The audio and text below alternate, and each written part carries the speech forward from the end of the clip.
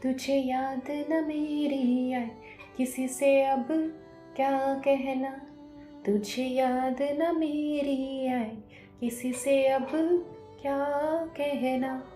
दिल रोई के आँख भर आए, दिल रोए के आँख भर आए, किसी से अब क्या कहना।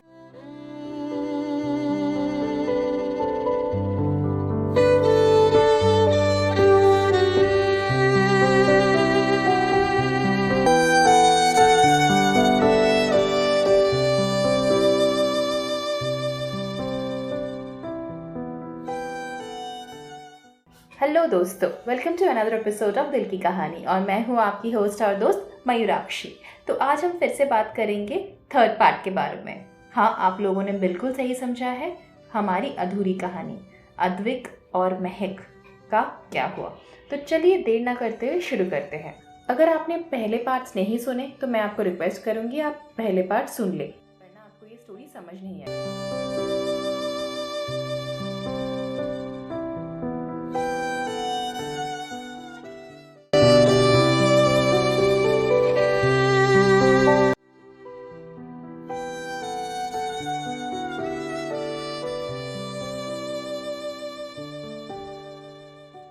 अद्विक अपने दुख को भुलाकर प्रण लेता है कि वो कुछ भी करके महक को जरूर ढूंढ के लाएगा। वो सोचता है ऐसे वो हाथ पे हाथ धरकर नहीं बैठ सकता। पुलिस तो अपना काम कर रही है, पर उसे भी अपना काम जरूर करना पड़ेगा। वो अपने दोस्तों को कॉल करता है और फिर महक को ढूंढने निकल पड़ता है। उसको ये जरूर लग रहा था कि इतने दिन हो गए फिरौती का कोई कॉल नहीं आया, तो शायद ये फिरौती वाला कॉल नहीं था, शायद ये कोई इंटेंशनल किडनैपिंग था। और ये सोचकर अद्विक का दिल और ज़्यादा दहक रहा था। और इधर महक उस आदमी का आवाज़ सुनकर दहक जाती है। वो समझ जाती है कि ये देवांश है। हाँ, देवांश हरिया ग्रुप ऑफ कंपनीज के मालिक और उसके सबसे छोटे बेटे और सबसे लाडले देवांश हरिया, जो अपने रूथलेसनेस के लिए जाने जाते हैं और जिसका दिल महक पर आ गया था 2 साल पहले। देवांश वो लड़का था जो एक बार किसी भी चीज को पाने का जिद ठान ले तो उसे हर हाल में हासिल करके रहता था। देवांश और महक एक पार्टी में मिले थे और महक को देखकर देवांश इतना इम्प्रेस हो गया था कि वो दूसरे ही दिन अपने पेरेंट्स से महक के घर शादी का प्रपोजल भिजवाया था। हाँ, आपने बिल्कुल सही सुना, देवांश ने महक को शादी के लिए प्रपोजल भिजवाया था। पर महक तो सिर्फ अद्विक की थी और उसकी फैमिली भी इस बात को जानती थी, इसलिए उन लोगों ने पोलाइटली रिजेक्ट कर लिया था।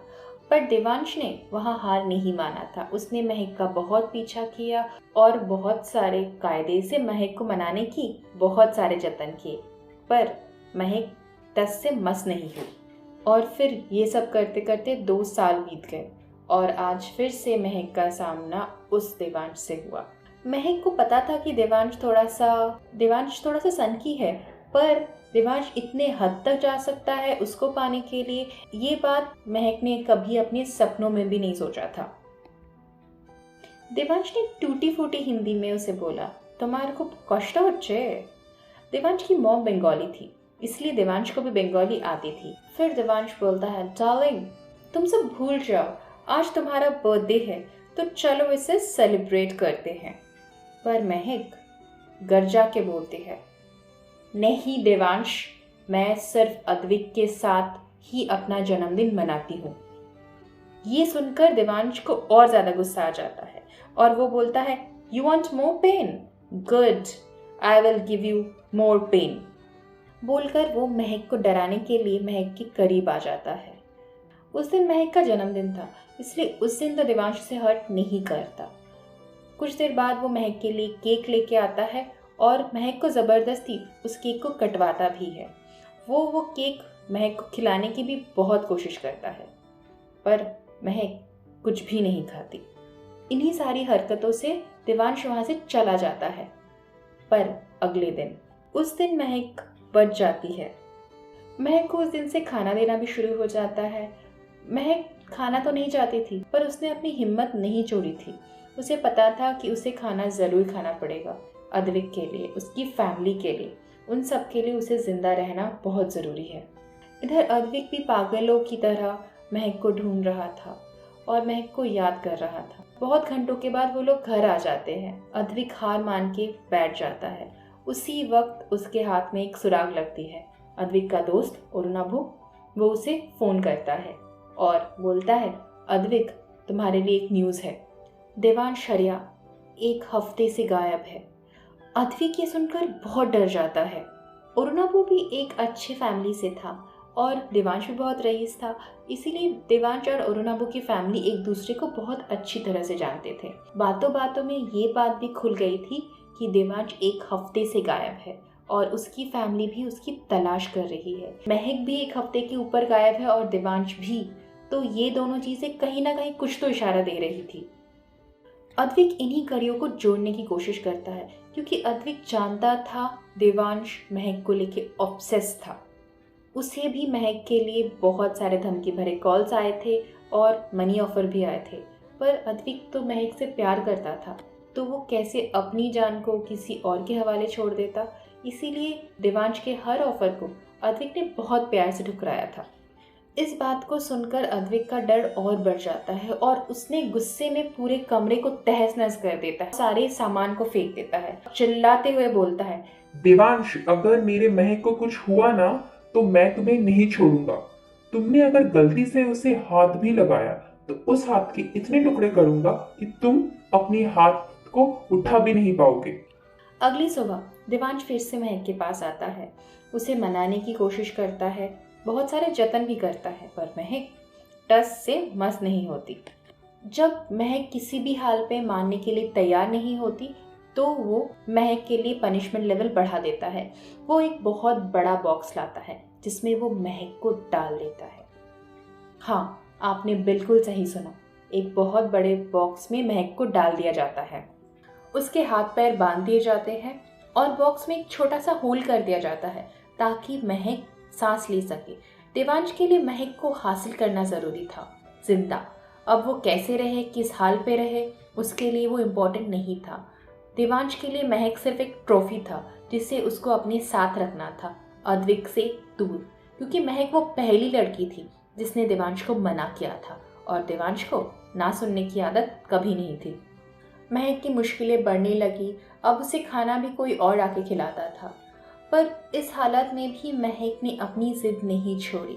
3 दिन ऐसे ही बीत गए, तब भी वो यही बोलती रही, देवांश तुम कुछ भी कर लो, मैं सिर्फ अद्विक की ही रहूंगी। और ये देवांश के लिए सब्र का बांध तोड़ने वाला टाइम था। वो महक की हरकतों से इतना चिढ़ गया था कि वो महक पर अपना हक जमाने की कोशिश करता है। वो महक के पास आने की कोशिश करता है और वो कामयाब हो भी जाता है। इस तरफ अद्विक पुलिस स्टेशन पहुंचता है देवांश की सच्चाई पुलिस को बताने के लिए, पर कोई भी उसकी बातों पर यकीन नहीं करता है। मिस्टर सिंधानिया भी अपनी पूरी ताकत लगा देते हैं, पर फिर भी किसी को महक का पता नहीं चलता है। अद्विक रोते हुए सोचता है, जान तुम कहाँ हो? कोई तो इशारा दे दो, कुछ तो बता दो जान, तुम कहाँ हो? हमारा दिल का रिश्ता हुआ करता था ना जान, तो प्लीज मेरे दिल से ही दिल को बता दो कि तुम कहाँ हो। और खुद ही वो मन में खुद को कोसने लगा। I'm so sorry जान, I'm so sorry कि मैं तुम्हें प्रोटेक्ट नहीं कर पाया। I'm so sorry कि मैं तुम्हें बचा नहीं पाया जान, I'm so sorry। देवांश अपने मंसूबों में कामयाब हो जाता है और महक की इज्जत के साथ खेल जाता है। फिर बोलता है, मोना डार्लिंग, अब तो तुम सिर्फ मेरी हो। ये सुनकर महक रोती है, पर फिर भी उसके गले से आवाज निकलती है और उसकी रूह बोल उठती है, तुम मेरे शरीर को तो इस्तेमाल कर सकते हो, पर मेरी आत्मा सिर्फ अद्विक की है, उसमें सिर्फ अद्विक का नाम लिखा है। ये सुनकर देवांश को और गुस्सा आ जाता है और वो कमरे में चीजें फेंकने लगता है। गुस्से में वो फिर से महक को कैद करके चला जाता है। महक उस बक्से में रोते हुए सिर्फ अद्विक को याद करती है और अद्विक कोई क्लू ढूंढने की कोशिश करता है, पर कहते हैं ना, जब आप पूरी दिल से किसी चीज को पाना चाहो तो पूरी कायनात आपको उस चीज से मिलाने की साजिश करती है। इन दोनों के साथ भी वैसा ही कुछ होता है। देवांश का एक बहुत अच्छा दोस्त था जो इत्तेफाक से अरुणाभु का भी दोस्त था। देवांश को वो हर काम पे सपोर्ट करता था, पर जब उसे पता चला कि महक के साथ देवांश ने इतना गलत काम किया है, तब उसकी रूह कांप गई। उसका विवेक उसे जवाब दे गया और उसने अरुणाभ को कॉल करके देवांश की सच्चाई और लोकेशन बता दी। देवांश अपनी एक फार्म हाउस में महक को छुपा के रखा था। ये फार्म हाउस उन लोगों ने नया खरीदा था, तो इसीलिए इस फार्म हाउस के बारे में किसी को भी नहीं पता था। देवांश के पेरेंट्स को भी लगा था इस फार्म हाउस में देवांश कभी नहीं होगा, क्योंकि ये अभी प्रॉपर्ली बिल्ड ही नहीं था। इसमें बेसिक फीचर्स जो देवांश को चाहिए था किसी भी घर में रहने के लिए, वो भी अवेलेबल नहीं था। पर महक के लिए वो किसी भी हद तक जा सकता था, इसीलिए बहुत सारे असुविधाओं को झेलते हुए भी वो इस जगह रहने आ गया। उसे लगा था कि यहाँ पे कोई नहीं ढूंढेगा उसे। अद्विक को जब भी ये पता चलता है, अद्विक बिना कुछ सोचे उस स्पॉट पे पहुंच जाता है अपनी टीम के साथ, मिस्टर सिंघानिया के कुछ खास लोगों के साथ। जब वो पहुंचता है, अद्विक को जगह देख के लगता है शायद ये गलत इन्फॉर्मेशन है, पर महक की कुछ निशानियां उसको मिल जाती है उस घर में। हाँ, महक की कान की बालियां। अद्विक दिल से निशानी मांग रहा था और महक ने वो निशानी छोड़ के रखी थी। महक को पता नहीं था कभी कोई आ पाएगा या नहीं, पर उसे यकीन था अगर वो अपनी कुछ ज्वेलरी ऑन द वे में छोड़ेगी तो शायद कोई उसे ढूंढते हुए वहां आ जाए। इसीलिए उसने अपनी दोनों कान की बालियां उस घर में छोड़कर रखी थी और वही काम आए उसे बचाने में। अद्विक छुपते छुपाते पहुंचा देवांश तक। दोनों एक दूसरे से भिड़ गए, बहुत लड़ाइयाँ हुई, पर पूरे बंगलों में उन्हें महक कहीं नहीं मिला। बहुत मार खाने के बाद देवांश ने महक की जगह बताई। महक को बचाकर जब अद्विक ने महक की तरफ देखा तो दोनों की आंखों में एक दूसरे के लिए आंसू थे। महक की आंखों में इसलिए आंसू था क्योंकि उसे लग रहा था कि वो अद्विक के लायक नहीं रही, और अद्विक की आंखों में आंसू इसलिए था क्योंकि महक को इतनी सारी तकलीफें झेलनी पड़ी। जो लड़की एक परी की तरह थी, उसके 15 दिन कितने दर्द में बीते होंगे, ये सोचकर अद्विक का दिल जल उठा।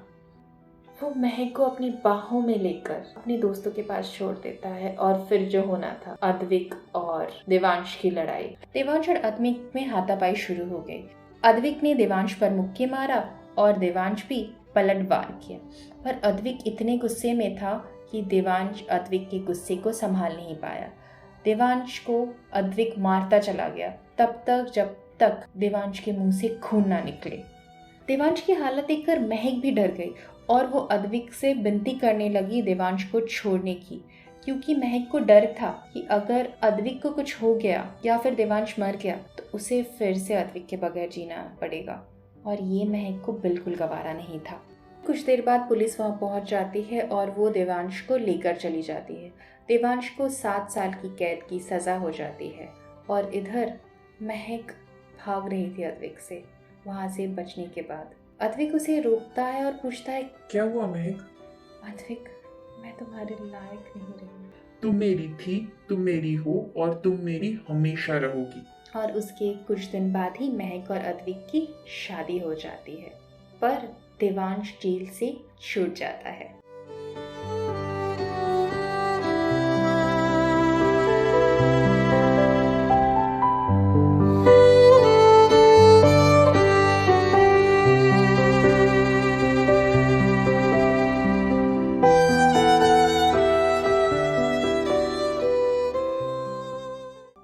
डोंट वरी गाइस, स्टोरी यहाँ पे खत्म है। देवांश जरूर छूटता है, पर देवांश हार्म करता है या नहीं करता है इसके बारे में हम सोचेंगे। आप लोगों पे छोड़ते हैं। आप लोग चाहते हो इस स्टोरी का अगला पार्ट आए, अगला सीजन आए, तो हम जरूर लाएंगे। पर यहाँ तक हम हैप्पी एंडिंग कर रहे हैं अद्विक और महक को मिलाकर। Thank you, we are signing of.